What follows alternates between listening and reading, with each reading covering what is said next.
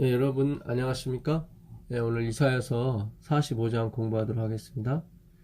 우리가 저번 시간에 44장 나는 처음이요 나중이라 시작과 끝이라고 말씀하신 그 하나님에 대해서 우리가 공부를 했습니다.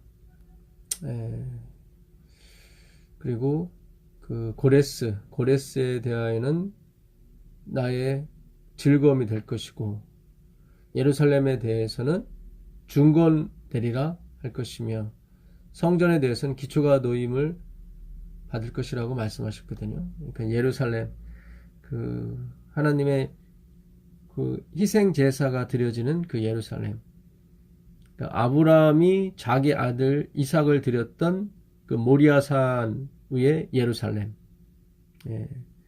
예루살렘은 예루 거하다, 샬롬 평화가 거하는 곳이죠. 그 샬롬은 하나님의 언약이 이루어지다 그런 뜻입니다. 그러니까 하나님의 언약이 이루어진 곳, 그곳에 거하는 사람, 예루살렘이라고 얘기하는 것입니다. 그러니까 새 예루살렘 성은 이 땅에서의 어떤 그림자가 아니라 실체, 그러니까 예수 그리스도께서 흘린 보혈로 말미암아 구원이 이룬바된 사람들, 그 약속을 받은 사람들이죠. 약속이 성취됨을 받은 사람들, 그 사람들이 거주하는 것이 새 예루살렘 성입니다. 그래서 하나님의 약속은 그분의 십자가 보혈의 공로를 의미하는 것입니다. 이 45장도 결국 그것이 주제인데요. 그 45장 그 마지막 절이 참 인상이 깊습니다. 이스라엘 자손은 다 여호와로 말미암아 의롭다함을 얻고 자랑하리라. 여호와로 말미암아 의롭다함을 얻는다. 이게 믿음으로 말미암는 의인 것입니다. 여호와는 믿음의 주요 온전케 하신 예수 그리스도거든요. 예수란 말은 여호와에서 온 말입니다. 그래서 그 어원이 여호와입니다. 그래서 여호와의 증인이라고 하는 것은 예수의 증인을 말하는 것입니다. 여호와로 말미암아 의롭다함을 받고 자랑하는 것입니다. 우리의 행위와 우리의 명성과 우리의 인격을 갖고 자랑하는 것이 아니라 나를 구원하신 예수로 말미암아 자랑하는 것입니다. 그것이 또 하나님의 주권에서 나오는 거죠. 이거는 그 이사야 45장 그 9절에도 보게 되면 그 주권에 관해서 하나님께서 말씀하십니다. 그러니까 7절부터 볼까요? 7절 보시면 나는 빛도 짓고 어둠도 창조하며 나는 평안도 짓고 환난도 창조하나니 나는 여호와라. 이 모든 일들을 행하는 자니라. 그러니까 하나님은 모든 걸 한다는 거죠. 빛도 짓고 어둠도 졌다는 것은 세상에 빛과 어둠이 다 차 있는데 그러니까 하나님의 손에서 벗어나는 것이 아무것도 없어요.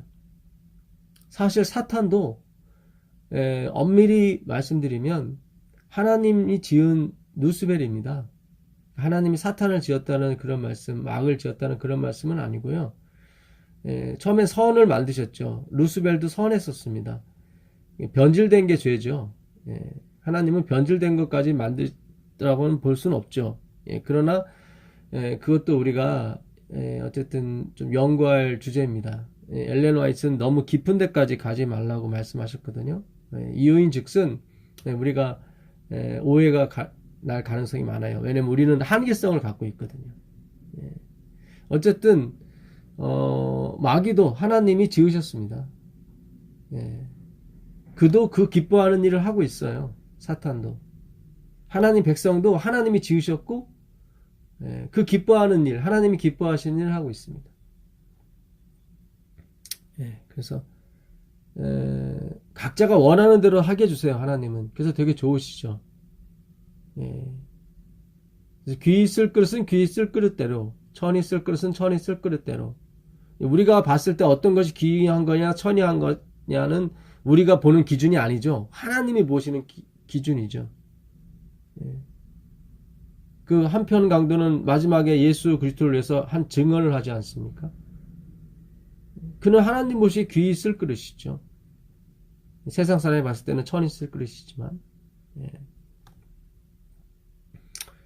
그래서 이 모든 것이 하나님께서 만드셨고 각자 원하는 대로 가게 되어 있습니다. 그래서 멸망받는 사람도 원해서 이렇게 가게 되어 있어요.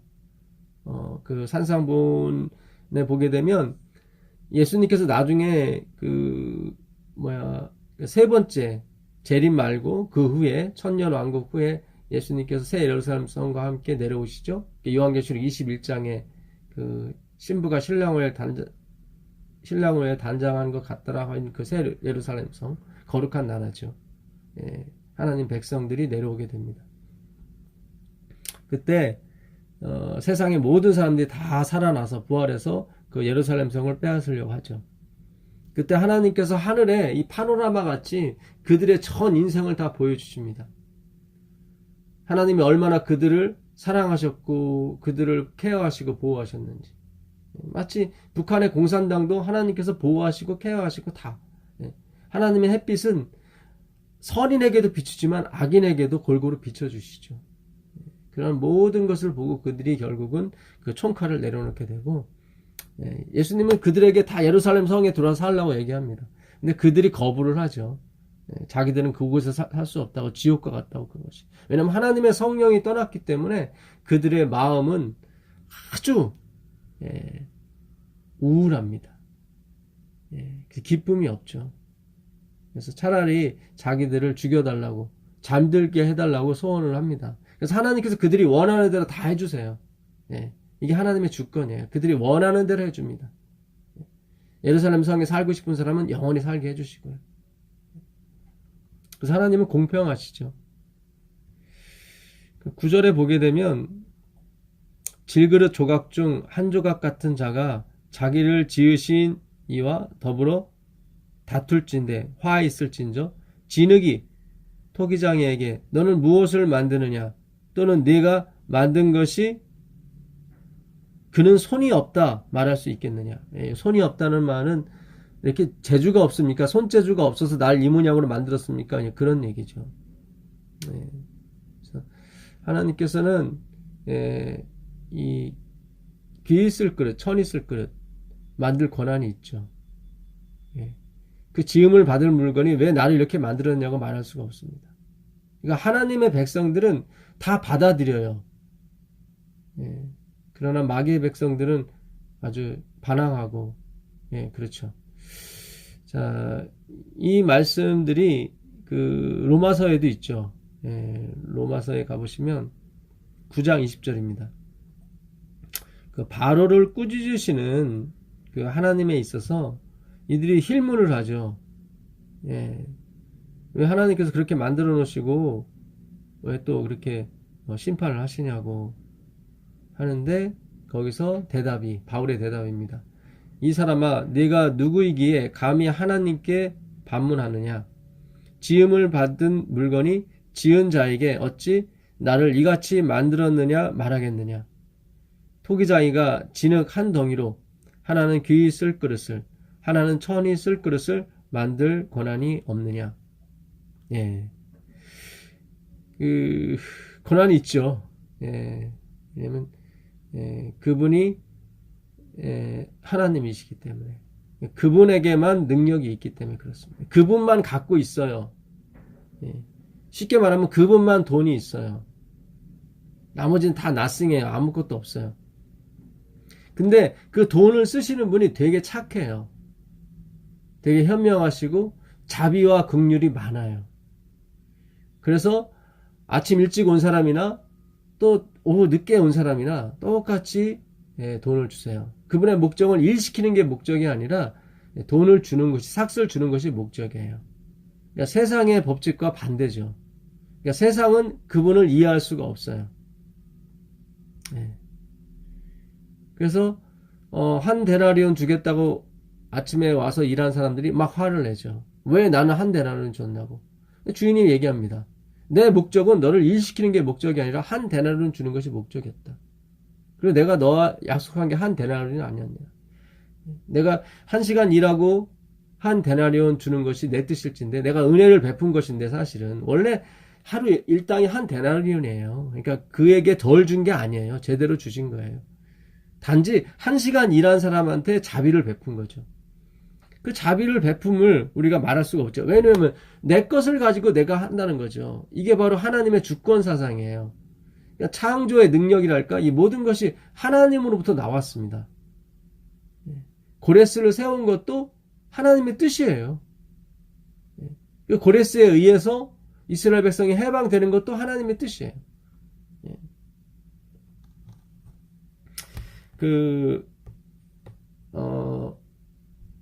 이사야서 45장 그 13절로 한번 가보시면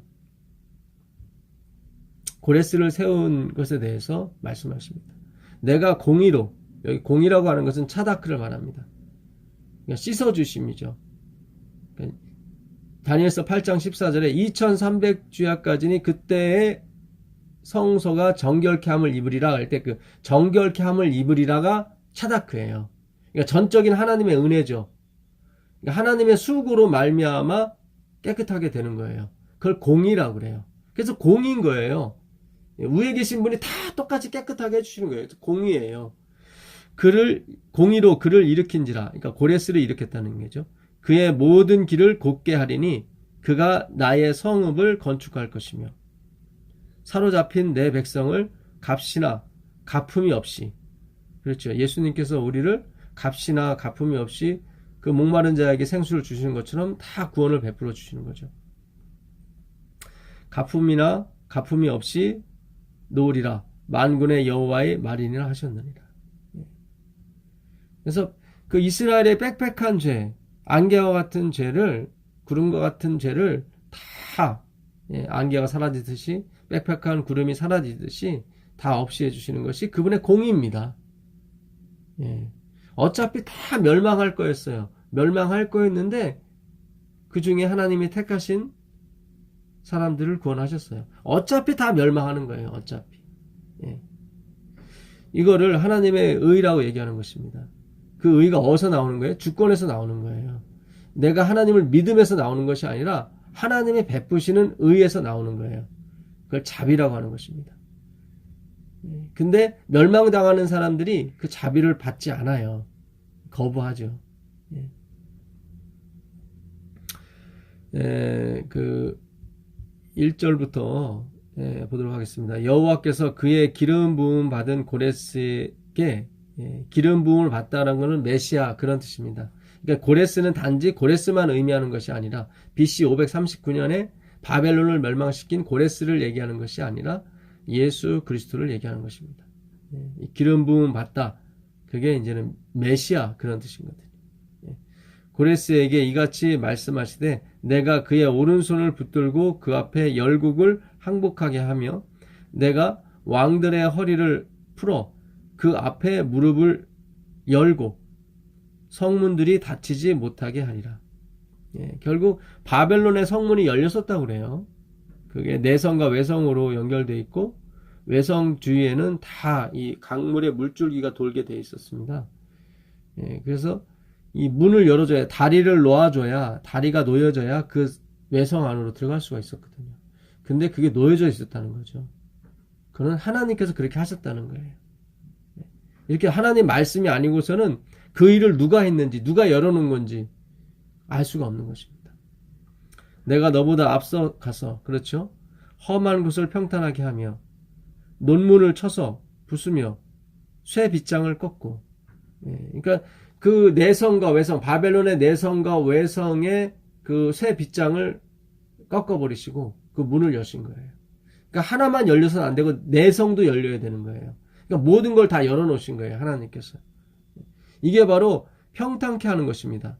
하나님께서 그 험한 곳을 평탄케 하는 거예요. 이사야 40장에 그 광야에 외치는 자의 소리가 있었지 않습니까? 그때도 하나님께서 그를 평탄케 하셨죠. 낮은 것을 높게 하시고 의기소침한 사람들을 격려하시고 높은 것을 낮게 하시죠. 교만한 자를 낮추시죠. 그게 바로 광야에 외치는 소리였습니다. 광야에 외치는 자의 소리여 이르되 너희는 광야에서 여호와의 길을 예비하라. 사막에서 우리 하나님의 대로를 평탄케 하라. 여기 평탄케 나오죠. 그러니까 고레스가 가는 길을 누가요? 하나님이 그렇게 평탄케 해주셨어요. 문을 열어주시고 유브라데 강을 돌려주셔서 그냥 마음 놓고 군사들이 들어갈 수 있도록 해주셨어요. 예수 그리스도께 가는 길을 누가 평탄케 하세요? 하나님께서 평탄케 하세요. 나는 어떻게 나 같은 사람이 구원받겠어? 이런 사람들이 격려해 주시고 나는 구원받았어. 이렇게 교만한 사람들을 낮추셔서 모든 자들이 예수 그리스도를 쳐다볼 수 있도록 해주십니다. 골짜기마다 도두어지며 산마다 언덕마다 낮아지며 고르지 아니한 곳이 평탄하게 하며 험한 곳이 평지가 될 것이요.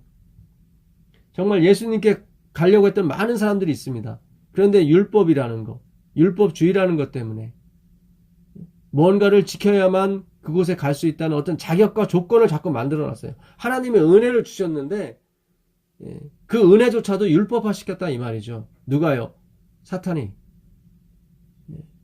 그래서 그리스도께 가는 길을 다 막아놨습니다. 예수 그리스도를 꺼다는 보리자가 만들어 놓은 거죠. 뭘 지켜야 되고 뭘 내야 되고 이렇게 다 만들어 놓은 거예요. 그런 것이 아니에요. 뭘 지켜야 되고 뭘 내야 되는 것은 하나님께서 이루실 일인 것입니다. 우리가 이루어야 될 일이 아니에요.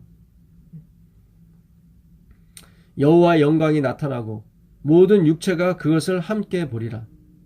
이는 여호와의 입에 말씀하셨느니라. 7절에 보시면 풀은 마르고 꽃은 시듬은 여호와의 기운이 그 위에 부음이라. 이 백성은 실로 풀이로다. 풀은 마르고 꽃은 시드나 우리 하나님의 말씀은 영원히 서리라.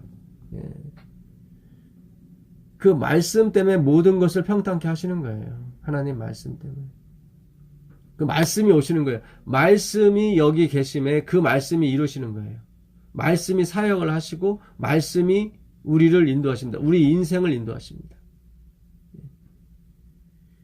예루살렘은 중건되어야 하겠고 고레스는 하나님의 즐거움이 되어야 하겠고 성전은 기초가 놓여져야 됩니다.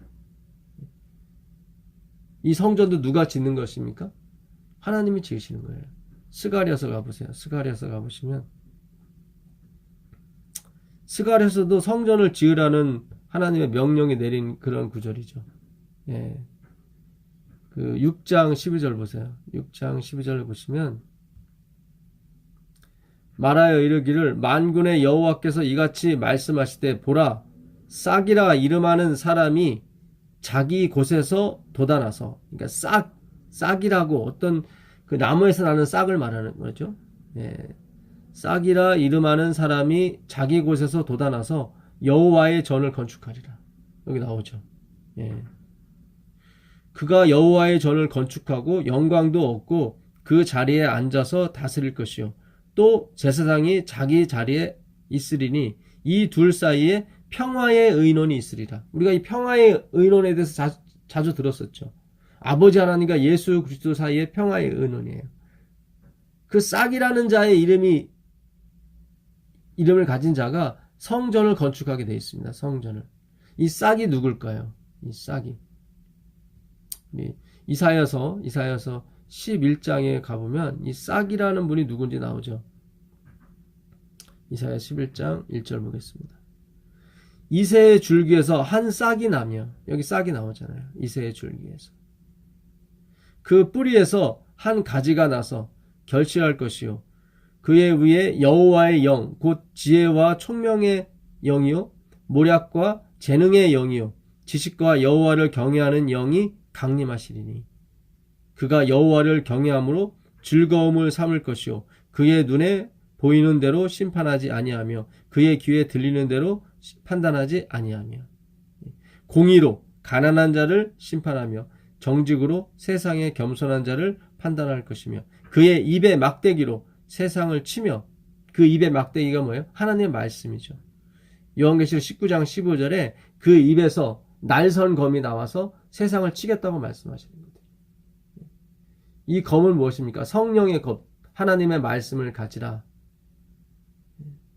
에베소서 6장 12절에 있는 말씀이죠.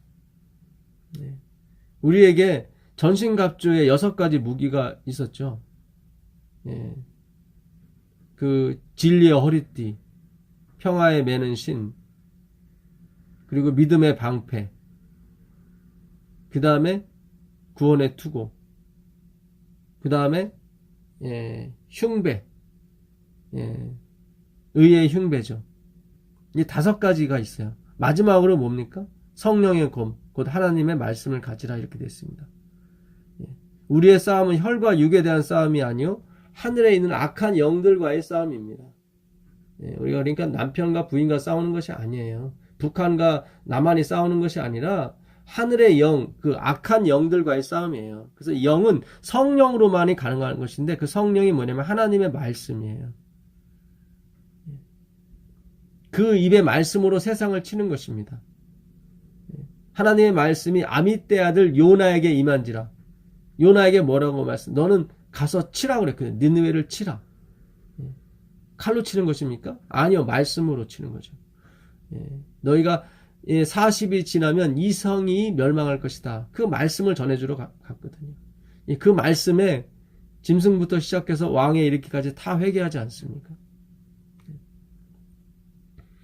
그래서 그 입의 막대기로 세상을 치고 그 입술의 기운으로 악인을 죽일 것입니다. 그러니까 우리의 죄를 다 어떻게 해요? 죽이는 거죠. 무엇으로요? 하나님 말씀으로요.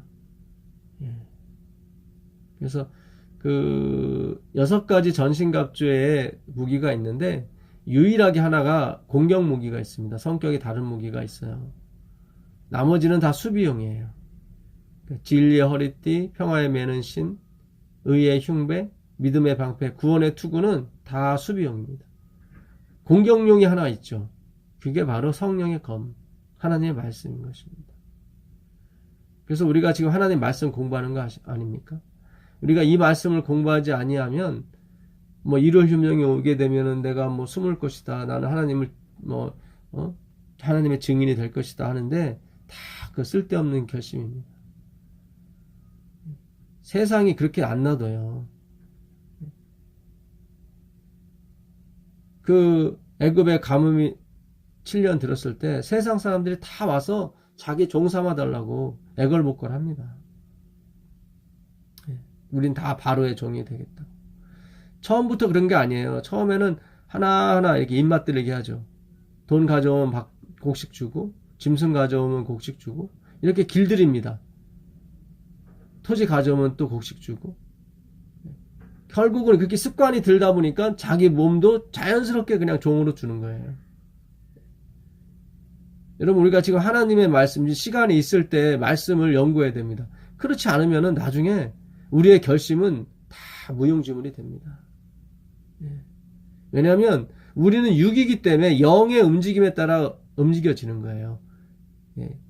혈과 육이 싸움이 아니에요. 그러니까 북한을 움직이고 있는 것은 누구예요? 사탄이죠. 사탄. 김정은이 아닌 것입니다. 물론 하나님의 주권 하에 다 모든 게 있죠. 그렇기 때문에 사탄도 자기 마음대로 안 돼요. 오늘 말씀에 나는 어둠도 짓고 빛도 졌다고 말씀하셨어요. 환난도 짓고 나는 평안도 지었다고 말씀하셨어요.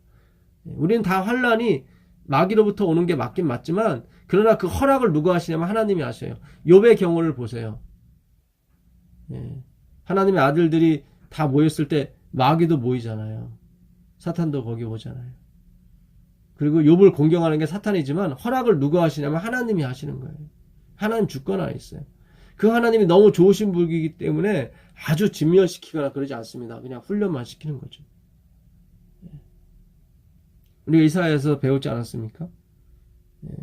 소회양, 대회양은 이 도리깨로 하는 거지 막대기로 하지 않습니다. 막대기로 하면 다 부서지거든요. 이 보리, 밀 이런 것도 다 뭐예요?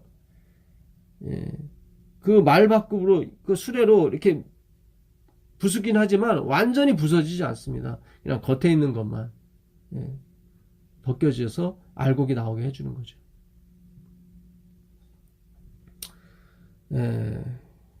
그래서 우리가 이 하나님의 말씀이 얼마나 위대한지는 이제 앞으로 환난 날에 우리를 서게 해주는 것을 보았을 때 우리가 체험을 하게 되는 것입니다.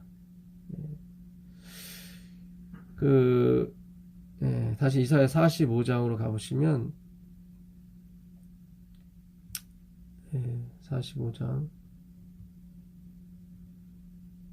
4절 보겠습니다. 내가 나의 종 야곱, 내가 택한 자 이스라엘 곧 너를 위하여 내 이름을 불러 너는 나를 알지 못하였을지라도 내게 칭호를 주었느라. 그러니까 고레스의 칭호를 주신 거는 하나님이었어요.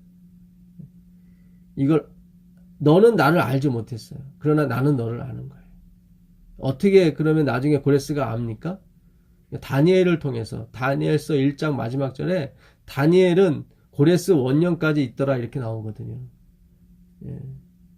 그래서 이 다니엘을 통해서 하나님께서 너에게 칭호를 주고 너를 세웠다는 것을 알게 하십니다. 그러니까 이게 그냥 세상 역사가 그냥 갑자기 로봇처럼 하나님이 이상한 마음을 줘서 이렇게 되는 게 아니라 다 이렇게 어떤 이런 뭔가를 거쳐가는 거예요. 하나님은 물론 그렇게 할 수 있죠. 로봇처럼 갑자기 고레스를 미치게 만들어서 다 가라 하시는데 그건 하나님의 뜻이 아니라 이 말이죠. 하나님은 순차적으로 순리적으로 하신다 이 말이죠. 아닥사스다 제7년에 또 다 가라 그러잖아요. 예루살렘 돌아가라고 하는데 아닥사스다의 그 모친이 누구예요? 에스더란 말이죠. 그의 모사가 모르드게였고 느헤미야였습니다. 다 주변에 하나님 말씀을 가진 사람들이 있었단 말이죠. 그러니까 마지막 14만 4천인도 뭐예요? 하나님의 말씀을 가진 사람들이에요. 이 말씀으로 자기를 깨끗게 하는 사람들이죠. 그 요한계시록 한번 가보겠습니다. 요한계시록 7장에 가보시면 요한계시록 7장 13절 보겠습니다. 장로 중 하나가 응답하여 나에게 이르되 이 흰옷 입은 자들이 누구며 또 어디서 왔느냐? 내가 말하기를 내 주여 당신이 아시니이다 하니 그가 나에게 이르되 이는 큰 환난에서 나오는 자들인데 어린 양의 피에 그의 옷을 씻어 희게 하였느니라. 여기 나오잖아요. 어린 양의 피에 그의 옷을 씻었다. 이게 말씀으로 청년이 무엇으로 그 행실을 깨끗게 하오리까? 하나님의 말씀을 지킬 뿐입니다. 이렇게 나오잖아요. 시편 119편 9절에 이 말씀으로 씻는다는 것은 그의 피로 씻는다는 거예요. 그러니까 하나님의 말씀은 다 그리스도의 피에 연관성이 있는 것입니다. 그러므로 그들이 하나님의 보좌 앞에 있고 또 그의 성전에서 밤낮 하나님을 섬기게 보좌에 앉으신 이가 그들 위에 장막을 치시리니 이 장막절인 거예요. 장막을 치시는 거예요. 유대의 절기는 장막절로 끝을 내요. 7대 절기가 있거든요. 시작은 6월절이죠. 1월 14일. 그 다음에 무교절, 초실절. 그 다음에 49일, 50째 되는 날에 오순절이 있고요. 그 다음에 7월 1일 나팔절. 이제 하나님이 내려올 것이다. 광고하는 거예요. 경축이면서 경고예요. 나팔은. 그리고 10일 뒤에 대속절이 있고 5일 뒤에 장막절이 있습니다. 이 뭡니까? 스케아라고 얘기하는데요. 장막치다. 말씀이 육신이 되어 우리 가운데 거하심에 그의 영광을 보니 아버지의 영광이요 독생자의 영광이더라. 이렇게 나오잖아요. 말씀이 육신이 되어 우리 가운데 거하심에 그 거하다는 게 바로 장막이에요. 장막. 이 장막을 치는 걸로 끝이 나요. 그러니까 대속제일, 바로 장막절 전이 대속제일이거든요. 그 7월 10일 날은 자기를 슬프게 하는 날은 스스로 괴롭게 하는 날이에요. 나에게는 아무것도 없음을 고백하는 날이에요. 그래야 하나님이 장막을 치시는 거예요. 아무것도 없기 때문에 정말 가난하고 가련하고 곤고하고 벌거벗었기 때문에 그날 그렇게 괴로워하는 거예요. 당신은 부자고 당신은 모든 것을 가졌는데요. 그것은 우리를 채울 수 있는 게 아니에요. 그래서 스스로 괴롭게 한다고 표현하는 것입니다. 왜냐하면 모든 환경은 하나님께서 좋게 해주셨거든요. 그러니까 육적으로 내가 가난해서 슬피 우는 것은 진정한 의미의 가난이 아니죠. 그는. 그래서 하나님을 따르는 백성들은 하나님께서 잘 대해주세요. 그러니까 우리가 어떻게 말씀으로 가난하게 되는 거예요. 말씀으로 내 자신을 확인시켜 주는 거예요. 내가 지금 먹는 아침, 점심, 저녁이 양식이 아닌 거예요. 그래서 스스로 괴롭게 한다고 얘기하는 것입니다. 스스로. 환경 자체가 괴로우면 스스로 괴롭다는 말을 안 쓰죠. 그냥 괴로움이니까 인생 자체가. 스스로 괴롭게 하는 것은 환경 자체는 그렇지 않다 그 말이에요. 이게 하나님의 사랑이 다 깔려 있는 것입니다. 그래서 예수를 믿는 사람들은 정말로 행복한 사람들이에요. 이스라엘아 너는 행복자로다. 너같이 구원을 얻은 자가 누가 있느냐 이렇게 말씀하시잖아요. 아무것도 할 수 없는 존재인데 하나님께서 택해 주시고 불러주시고 그분의 공의로 이렇게 세우시는 거예요. 차다크 그분이 씻어주십니다. 그래서 장막절로 장막을 치고 끝납니다. 그게 천국 생활이에요. 하나님이 우리와 함께 거하심에 그게 천국이에요. 하늘이 여기 있다 저기 있다 하지 말라. 하늘은 너희 가운데에 있느니라. among you 이렇게 됐어요. among you. 우리 이 교회가 하나님의 집이에요. 이 건물이 아니라 하나님 백성들 사이에 거하시는 것이 하나님의 장막입니다. 그게 천국이에요. 그들이 다시는 줄이지도 아니하며 목마르지도 아니하고 해나 아무 뜨거운 기운이 상하지도 아니하리니 이는 보좌 가운데 계신 그렇잖아요. 어린 양이 그들의 목자가 되사 이 장막에 거하시는 거예요. 생명수 샘으로 인도하시고 하나님께서 그들의 눈에서 모든 눈물을 씻어줄 것입니다. 그래서 하나님 이름이 임마누엘인 거예요. 임마누엘. 하나님이 우리와 함께 하시다. 예수의 이름을 부르셔야 돼요. 예수의 이름. 가축 치는 자의 왕이 되고 기구를 만드는 자의 왕이 되고 조상이 되고 노래하는 사람 악기 다루는 사람의 왕이 되는 것이 하나님의 뜻이 아니에요. 셋처럼 아담의 아들 셋처럼 여호와의 이름을 부르는 거예요. 셋은 에노스를 낳고 여호와의 이름을 불렀다라고 나오잖아요. 아들을 낳으니 자식을 낳으니까 그 사랑이 어떤지를 알게 되는 거예요. 그래서 하나님의 사랑을 약간은 견주어 알게 되는 거예요. 그게 자식인 거예요. 그때 여호와의 이름이 나오는 거예요. 그걸 찬송이라고 그러고 그걸 경배라고 그러고 그걸 경건이라고 하는 것입니다. 그냥 주여 주여 하는 것이 아니라 그 하나님의 사랑이 우리 마음 가운데 깊숙이 자리 잡고 내가 자식을 낳아보니까 에녹도 마찬가지예요. 그가 65세 무두셀라를 낳고 하나님과 동행했다고 나오거든요. 자식을 낳아보면 아는 거예요. 부모 마음을. 왜 그분이 회초리를 드는지 아는 거예요. 솔로몬이 자식 하나 갖고 싸우는 두 창기에게 판결을 내리잖아요. 누가 진짜 엄마인지 모르니까 반쪽씩 잘라서 주라고. 그때 진짜 엄마가 생모가 비록 창기이긴 하지만 그 마음이 불타는 마음, 그 자식을 사랑하는 마음이 너무 간절해서 포기를 하잖아요. 내가 포기하겠습니다. 내 아들이 아니라 저 사람 아들이라고 거짓말을 하잖아요. 근데 솔로몬이 딱 알고 저 여인이 진짜 엄마다. 아기를 저 여인에게 주라고 그러잖아요. 이게 솔로몬의 지혜를 찬양하는 것입니까? 아니에요. 이 열왕기상 3장 16절 이하는 솔로몬의 지혜를 찬양하는 게 아니에요. 이 열왕기 상하는 예레미야가 쓴 책입니다. 예레미야는 눈물의 선지자였어요. 슬픔의 선지자였고 예루살렘이 멸망을 목도한 사람이었죠. 그래서 눈물로 이 편지를 쓴 거예요. 열왕기 상하서를 써준 거예요. 다니엘, 에스겔 손에 쥐어준 거예요. 팔려가는 사람들에게 용기를 주기 위해서. 이 창기가 아들을 살리기 위해서 부인한 거예요. 아들을 버려버린 거예요. 그 어머니가 아닌 사람한테 줘버린 거예요. 가지라고. 그래야 아들이 살기 때문에. 그 아버지가 누군지도 모르는 그 자식을 그 창기도 이렇게 사랑해서 버리잖아요. 살리기 위해서. 하나님이 이스라엘과 유대를 치신 게 하나님의 사랑이라는 거예요. 그렇게 해야만 그 자식이 살아나니까 버려야만. 마치 마귀에게 주는 것 같지만 그렇지 않은 거예요. 우리가 자식을 군대도 보내잖아요.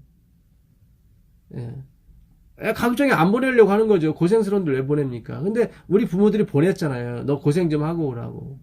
그거는 진짜 고생을 하라는 것이 아니라 약간 예방주사를 맞으라는 거죠. 인생의 고난이 얼마나 쓴지 그 아이가 그걸 좀 조금이라도 체험하길 바라는 거예요. 그래야 인생을 똑바로 보고 하나님을 똑바로 볼 거 아닙니까?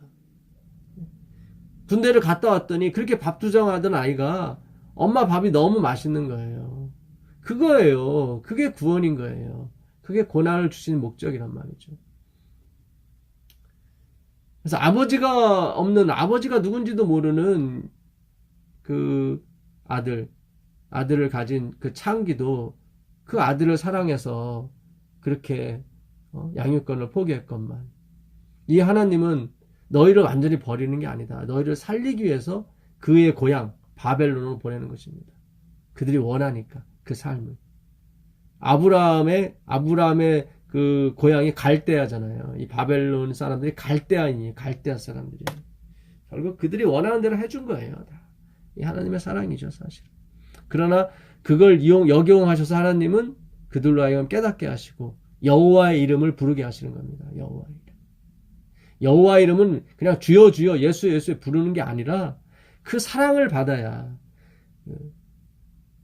셋이 에노스를 낳고 여호와의 이름을 부르는 거예요. 사랑을 알아야 여호와의 이름이 나오는 거예요. 그전에도 셋은 여호와의 이름을 알았죠. 예.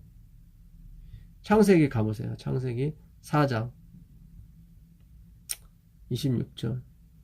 셋도 아들을 낳고, 셋도 아들을 낳았다는 얘기는 가인도 아들을 낳기 때문에 그래요. 야발을 낳아서 가축의 조상이 되게 했고 가축의 왕이 되게 했죠. 유발을 낳아가지고 악기를 다루는 자의 왕이 되게 했어요. 두발 가인을 낳아서 기계 만드는 사람의 조상 왕이 되게 했어요. 다 이 세대를 주둔잡는 그런 문명인을 만들었어요. 그래서 그런데 하나님의 아들 셋, 아담의 아들 셋도 아들을 낳고 그의 이름을 에노스라 하였으며 그때의 사람들이 비로소 여호와의 이름을 불렀더라. 그전에는 여호와의 이름 몰랐습니까? 알았죠. 아담이 제사를 다 드렸는데. 근데 그 여호와의 이름이 가슴에 와닿진 않았단 말이죠. 사랑으로 와닿아야 되는 거예요. 이 돌판에 이 정말 차디탄 죽어가는 이 가슴에 무엇으로 새기냐면 하나님의 사랑의 불로 새기는 것입니다. 그 불이 아니고서는 새겨지지 않는 거예요. 그게 성령의 불이고 하나님의 말씀이에요. 모든 성경은 하나님의 감동으로 되는 것입니다. 책망과 바르게 함과 의로 교육하게 유익해요. 선을 행함에 있어서 온전케 하게 하십니다. 거기서 하나님의 감동이 빠지게 되면요, 그건 율법주의라고 하는 거예요. 율법주의. 모든 성경은 하나님의 감동하심으로 되는 거예요. 그 감동하심이 뭐예요? 푸뉴마 데오스. 호 푸뉴마 호 데오스. 하나님의 바람, 하나님의 성령인 거예요. 그걸 하나님의 감동이라고 표현했습니다. 그래서 감동이 빠진 교훈과 책망, 의의 교육은 다 행위신앙이고 율법주의인 것입니다. 예. 하나님이 오늘 우리를 영원한 백성으로 지으신 거예요. 태초부터 원래. 그래서 구원이 작정된 여러분이에요. 하나님은 그렇게 말씀하시는 거예요. 내가 귀 쓸 그릇, 천이 쓸 그릇을 미리 만드신 거예요. 귀 쓸 그릇이 뭐예요? 이 귀 쓸 그릇이라고 이 번역된 로마서 9장 20절에 이 스쿠호스라고 되어 있거든요. 그 스쿠호스가 어디 또 있냐면 누가복음에 또 나옵니다. 누가복음 5장 가보시면 5장 36절 가보겠습니다. 또 비유하여 이르시되 37절입니다. 37절부터 새 포도주를 낡은 가죽 부대에 넣는 자가 없나니 만일 그렇게 하면 새 포도주가 부대를 터뜨려 포도주가 쏟아지고 부대도 못 쓰게 되리라. 새 포도주는 새 부대에 넣어야 할 것이니라. 여기서 말하는 부대가 스쿠호스예요. 아스코스라고 썼는데요. 어원이 다 스쿠호스예요. 그릇에서 나온 거예요. 여기 보니까 귀 있을 그릇과 천 있을 그릇이 있는 거죠. 그렇죠? 귀 있을 그릇은 세수를 받는 예수 그리스도의 교훈을 받는 그 부대를 말하는 것입니다. 이 낡은 가죽 부대, 이 낡다 하는 전에 한번 말씀드렸었죠. 이것은 리핏을 의미한다고. 계속 리핏 어떤 행위를 계속 반복하는 상태. again. 낡은 거예요. 예. 팔라이오스, 팔린에서 온 말이거든요. 그게 바로 이게 천이 쓸 그릇이에요. 이 행위신앙에 계속 자기 인생을 건 그 부대는 자기 행동에 가치를 둔 사람들. 그래서 자기를 좀 올리고 낮아지지 못하고 자기가 무언가를 했기 때문에 하나님이 무언가를 줬다고 생각하는 그런 사상들. 그게 다 낡은 가죽 부대예요. 그거는 하나님의 교훈을 세수를 받을 수가 없어요. 이 세수는 뭐예요? 유연성이 있거든요. 이게 부풀어 오르게 됩니다. 그러면 그 부대가 그 유연하게 받아줘야 되거든요. 너희가 안식일을 즐거운 날이라 네 발의 오락을 금하고 즐거운 날이라 성리라면 네가 복을 얻겠다고 말씀했잖아요. 그 즐거움다고 하는 그 오네그라는 단어가 그 아나그에서 왔는데 이게 바로 유연하다, 부드럽다 그런 뜻입니다. 이게 이사야에서만 나오는 단어예요. 그러니까 그 안식일에 네가 안식일이 즐겁다라고 했을 때 그 즐거움은 유연한 거예요. 부드러운 거예요. 이 신축성 있는 거예요. 어떤 경직되고 이거 못해 저거 못해 막 그런 게 아니라 굉장히 여유가 있는 거예요. 이 단어는 그 이사야 13장 22절에 그 화려한 궁전 할 때 그 화려한 궁전에 뭐 들깨가 살겠고 뭐 패망을 이렇게 상징하는 그런 말씀이었는데 우리가 전에 배웠었죠. 그 화려할 때 쓸 때 단어예요. 이 오네그라는 단어는 딱 2번 나와요. 그 이사야서 58장 그 13절하고 이사야 13장 22절. 즐거운이라는 단어가 많은데 하나님이 여기에 그걸 썼어요. 예. 그러니까 굉장히 어떤 심하게 말하면 좀 사치스럽고 좀 어떤 방종된 뭐 그런 뜻도 있어요. 엄청 유연해서. 예. 그러니까 참 하나님께서 이 안식일에 어떤 깊은 의미를 주신 거예요. 내 발을 금하여 오락을 행치 아니하고 할 때 그 하메츠, 오락은 하메츠거든요. 그 단어는 주로 소원에 쓰였어요. 소원. 예. 욥이 가난한 자의 소원을 무시하지 않았다. 나그네의 소원을 무시하지 않았다. 그렇게 나오거든요. 예. 그러니까 안식일에는 내가 이걸 꼭 해야겠다는 어떤 소원이 있어요. 그거를 중지하는 거예요. 그걸 오락을 금한다고 얘기하는 거예요. 예. 그런 의미가 있는 거예요. 단순히 뭐 TV 보지 마라, 뭐 하지 마라 그런 쪽이 아니라 그 오락을 금한다는 얘기는 어떤 소원을 그 내 발을 금한다는 얘기가 그 이스라엘에 보게 되면 그런 문화가 있어요. 그러니까 사창가라든가 이런 창기 집이 있는데 거기에 발 모양을 그려놔요. 이렇게 그래서 그쪽으로 향하게 오게 발 모양을 왜 우리가 이렇게 신축 개업하게 되면 발 모양을 이렇게 그려가지고 오려 붙여서 그쪽으로 향할 수 있도록 그려놓잖아요. 그것처럼 이렇게 발 모양을 그려놔요. 그리고 이제는 그 발 사이즈 이하인 사람을 못 오게 해요. 그러니까 내 발을 금해서 오락을 행치 않았다는 얘기는 이건 어떤 부부 생활 어떤 그런 걸 의미하는 것 같습니다. 제가 봤을 때. 그러니까 지금이야 오락할 게 많지만 옛날에야 뭐 오락할 게 뭐 있나요? 예. 그러니까 그런 거를 금하라 그런 뜻인 것 같아요. 예. 이건 어디까지나 제 생각입니다. 예. 어쨌든 그 오락이라고 하는 건 소원을 말하는 것입니다. 예. 어떤 내가 간절히 하고 싶은 소원, 어떤 남자들이 욕망이 있잖아요. 어떤 여인을 안고 싶은 욕망 뭐 그런 거 있지 않습니까? 그거를 금하는 거예요. 이 안식일에. 예. 그럼으로써 이제는 어떤 그거를 어떻게 이렇게 내가 절제를 함으로써 어떻게 됩니까? 사실 그 욕망은 더 커지게 돼 있거든요. 그래서 아기가 나오는 거예요. 그래서 생육하고 번성하게 되는 거예요. 그러니까 하나님의 아주 절묘함이죠. 절묘함이에요. 예. 그 여인들이 이제 한 달에 한 번씩 하는 그 월경도 어떻게 보면 하나님의 섭리예요. 예. 그 기간은 남자가 이제는 절제를 하지 않습니까? 예. 그러면 이제 그 절제가 잘 안 되거든요, 남자들. 그걸 꾹꾹 참아요.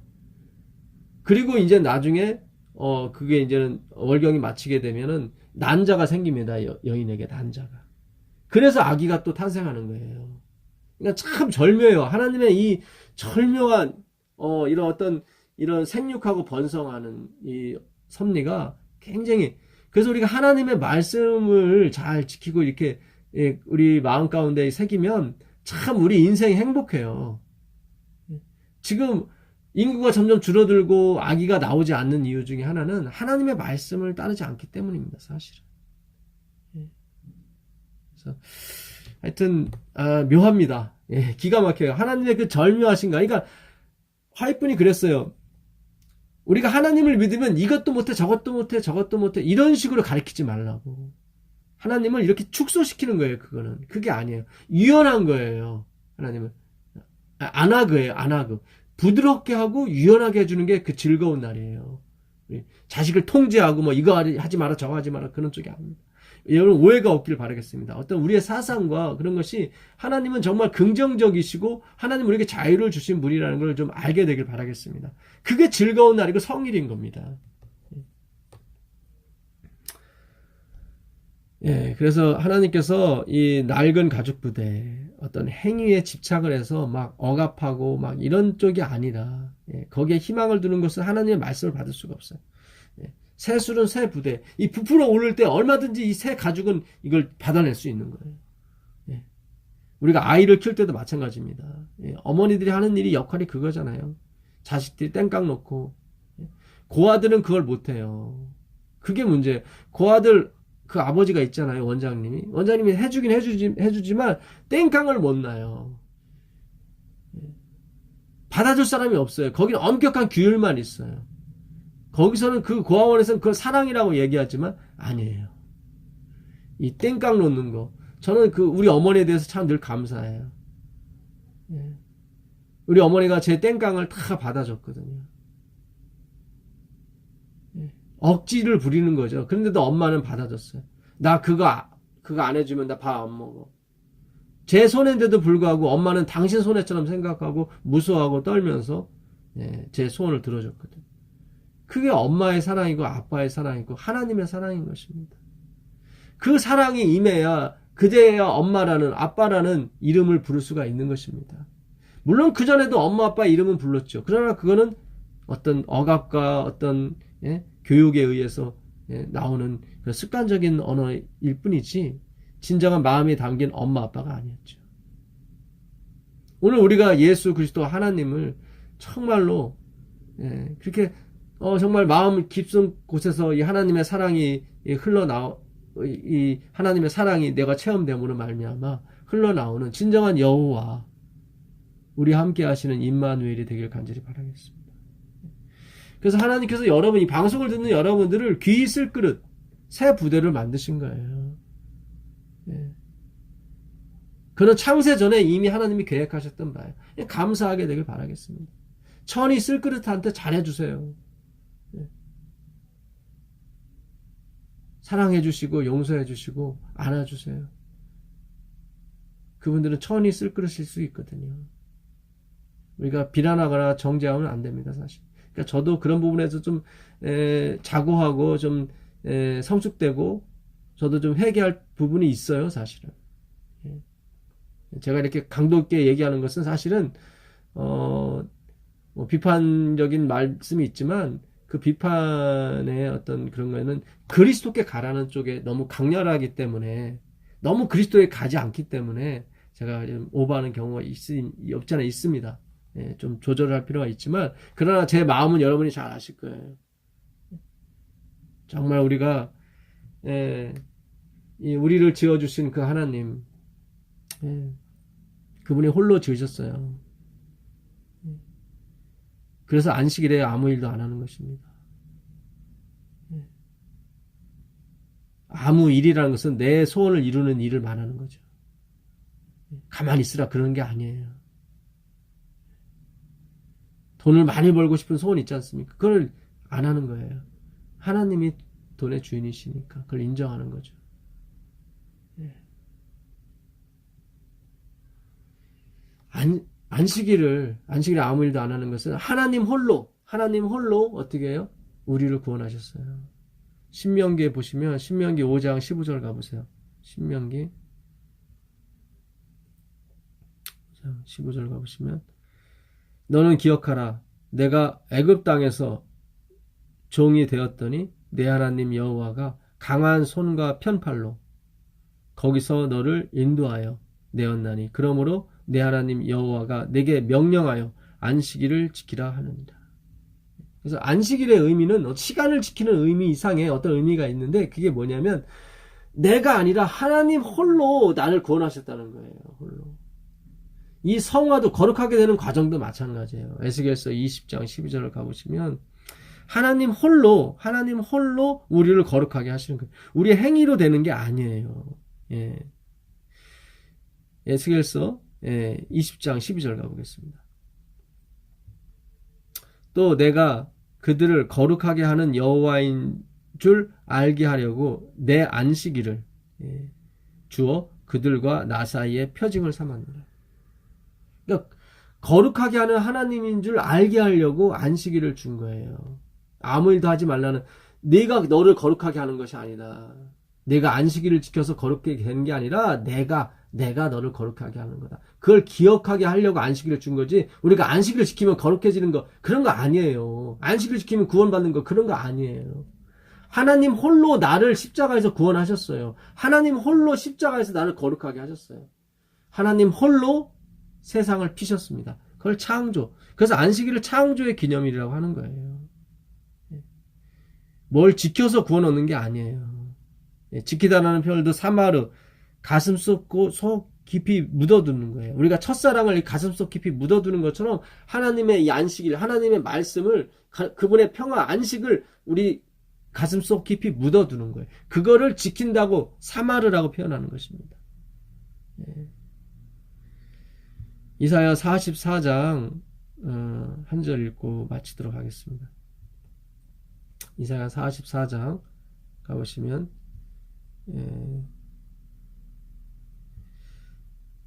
44장 23절부터 보겠습니다. 여호와께서 이 일을 행하셨으니 하늘아 노래할지어다. 땅의 깊은 곳들아 높여 부를지어다. 산들아 숲과 그 가운데 모든 나무들아 소리내어 노래할지어다. 여호와께서 야곱을 구속하셨으니 이스라엘 중에 자기의 영광을 나타내실 것이미로다. 내 구속자여, 못돼서 너를 지은 나 여호와가 이같이 말하노라. 나는 만물을 지은 여호와라. 홀로 하늘을 폈으며 나와 함께 한 자가 없이 땅을 펼쳤느니라. 그래요. 하나님 홀로 창조하셨고, 하나님 홀로 우리를 구원하셨고, 하나님 홀로 우리를 거룩하게 하십니다. 그 이사야 45장에 나 없이, 나 외에 다른 신이 없다는 말이 9번이 나와요. 세상에 이렇게 많이 나오는 데는 없어요. 그게 5절 6절에 여기서 4번이 나옵니다. 이사야 45장 5절 6절. 나는 여호와라, 나 외에 다른 이가 없다. 다른 게 없어요. 이게 다른 이가 없다는 뜻은 무슨 뜻이냐면 다른 행동도 없다는 거예요. 내가 스스로 어떻게 거룩한 일을 해서 구원받는 거, 그런 것도 없어요. 하나님이 하셔서, 하나님이 행하셔서 구원받는 거예요. 거룩해지고. 나밖에 신이 없느니라. 하나님 외에 다른 건 없어요. 다 나싱이에요. 다 나싱이에요. 너는 나를 알지 못하였을지라도 나는 내 이름을, 내 띠를 동일 것이요. 내 띠를 동인다는 것은 너를 인도할 것이요. 그런 말입니다. 해 뜨는 곳에서든지 지는 곳에서든지 나밖에 다른 이가 없다. 땅끝 어디를 가든지, everywhere, anywhere, 어디든지 나밖에 없다. 이게 바로 믿음으로 받는 의예요. 나밖에 다른 이가 없는 줄 알게 하리라. 나는 여호와라. 다른 이가 없느니라. 여기서 벌써 4번이 나오잖아요. 그 다음에 18절에 또 나와요. 18절 보시면 대저 여호와께서 이같이 말씀하시되 하늘을 창조하시니 그는 하나님이시니 그가 땅을 지으시고 그것을 만드셨으며 그것을 견고하게 하시되 혼돈하게 창조하지 아니하시고 사람이 혼돈하게 창조하지 않았다는 것은 다 이유가 있어 창조했다 이 말이에요. 하나님 기분 내키는 대로 구원하고 기분 내키는 대로 멸망시키고 그거 아니에요. 다 그 나름의 이유가 있습니다. 물론 하나님의 자비와 은혜에서 나오는 이유죠. 예. 사람이 거주하게 그것을 지으셨으니 나는 여호와라 나 외에 다른 이가 없느니라. 그 다음에 21절 22절에 또 나옵니다. 21절 22절 너희는 알리며 진술하고 또 함께 의논하여 보라. 이 일을 옛부터 듣게 한 자가 누구냐? 이전부터 그것을 알게 한 자가 누구냐? 나 여호와가 아니냐? 나 외에 다른 이가 없나니 나는 공의를 행하며 구원을 베푸는 하나님이라. 나 외에 다른 이가 없느니라. 이렇게 9번이 나와요. 나 외에 다머진 다 낫습니다. 이걸 찬양하는 걸 안식일이라고 얘기하는 것입니다. 하나님 외에 우리의 구원자가 없습니다. 예수를 죽인 사람은 시저 황제 외에 로마 황제 외에 우리에게 왕이 없다고 말한 그들처럼 우리도 뭐예요? 예수 외에 우리에게 하나님이 안 계십니다. 예수 외에 우리에게는 구원자가 없습니다. 라고 외치는 것입니다. 이 싸움이에요, 세상은. 눈에 보이는 자와 눈에 보이지 않는 것을 믿는 자와의 싸움인 것입니다. 눈에 보이는 자는 뭐예요? 내 행위가 보이고 내 선한 일이 보이고 나의 가치가 보이는 거예요. 하나님 백성은 예수님의 선한 것과 예수님의 가치와 예수님의 긍휼하심이 보이는 사람들이에요. 이걸 하나님이 우리에게 일방적으로 베풀어 주시는 그 주권적 사랑이라고 얘기하는 것입니다. 왜 나를 이렇게 빛으로 지었는지는 그거는 우리가 이해할 수가 없습니다. 왜요? 이 빛의 재료와 어둠의 재료가 똑같았었거든요. 하나님이 어둠으로부터 빛을 꺼내셨거든요. 사실 멸망당한 사람이나 우리나 똑같이 흙에서 창조함을 받은 사람들입니다. 왜 우리를 구원하시고 왜 우리를 새 예루살렘 성의 주인으로 우리를 초청하시는지 우리는 그 이유를 모르는 것입니다. 이 이유를 모름에 있어서 우리는 그저 감사와 찬송과 경배로서 주 앞에 무릎을 꿇을 뿐입니다. 하늘에 계신 아버지 하나님 감사합니다. 오늘도 이사야 45장을 통해서 왜 고레스를 그렇게 세우셔서 이스라엘을 해방시켜 주셨는지 그 알지도 못하고 듣지도 못하는 자들을 이끌으셔서 예루살렘으로 가게 하셨는지 그곳에 거주하게 하셨는지 주여 그저 주님의 은혜와 긍휼하심에 우리가 머리 조아려서 감사를 드릴 뿐입니다. 오늘 이제 안식이 시작이 되는 이 날에 주께서 우리에게 하나님의 안식으로 덮어주시고 우리 안에 장막을 쳐주셔서 우리가 이 인생의 고난의 종지부를 찍게 하시며 하나님이 주시는 평안을 즐길 수 있도록 허락하여 주시옵소서. 이 방송을 듣는 모든 자들에게 주의 평안과 평강이 함께 하시기를 원하오며 예수 그리스도의 이름으로 기도합니다. 아멘.